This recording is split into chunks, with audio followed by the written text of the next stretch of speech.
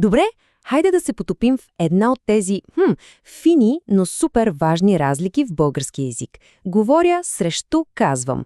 Кога използваме едното и кога другото. Днес ще разплетем точно тази мистерия.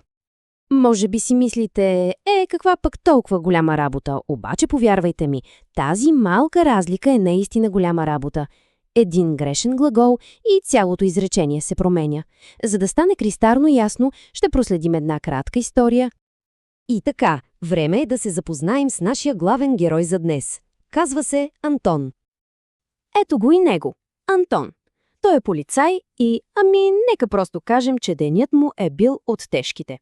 Прибира се вкъщи, изтощен, но усеща, че нещо не е както трябва. Започва да го боли глава, вие му се свят, гади му се, никак не е добре. И разбира се, както често става, личният лекар работи само сутрин, така че жена му трябва да реагира. И то бързо. И ето тук, в тази напрегната ситуация, идва и нашият езиков казус. Как точно ще опишем разговора с доктора? Тук става интересно. Жена му звъни на бърза помощ. И слушайте внимателно. Тя говори с лекаря по телефона. Забележете, използваме «говори». Защо? Защото това описва самия процес на комуникация. Общия разговор. Обяснението на ситуацията. Лекарят идва, преглежда Антон и оказва се, че кръвното му е 180/100. Това е сериозно. И ето го ключовият момент. Лекарят вече не просто говори, той казва. Слушайте. Повече плодове и зеленчуци, почивка, разходка.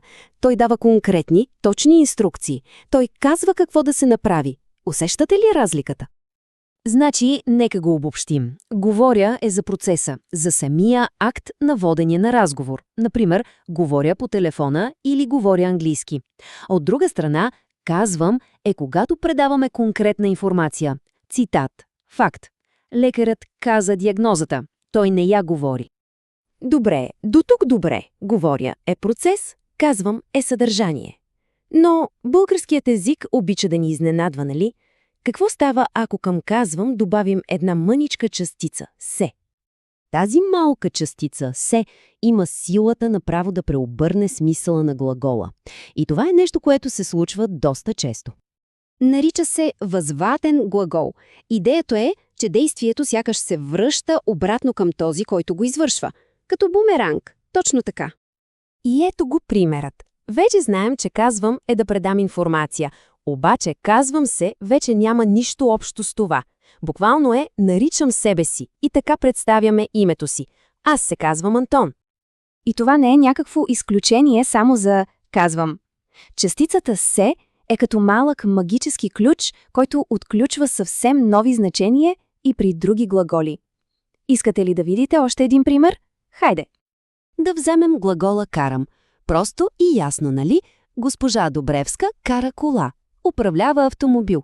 Няма нищо сложно.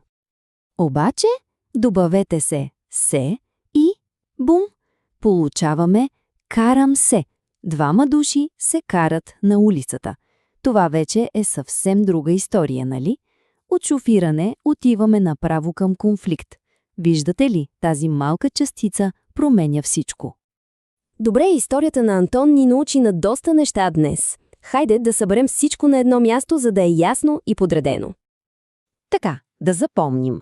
Говоря, това е общото действие, процесът. Говорим по телефона, говорим език. Казвам, това е когато предаваме конкретна информация, някакъв факт. Казвам се, това е за името. Наричам себе си. И при другия ни пример, карам е да шофираш, а карам се е да спориш. Ключът е в тази малка частица се и, разбира се, в контекста. И това, което видяхме днес, е само върхът на айсберга. В български език има още доста такива двойки глаголи, при които частицата се напълно променя играта. Така че следващия път, когато се чудите, просто се замисляте за контекста. А като за финал, оставям един въпрос за размисъл. За кои други такива глаголи се сещате? Със сигурност има няколко, които веднага изкачат в ума.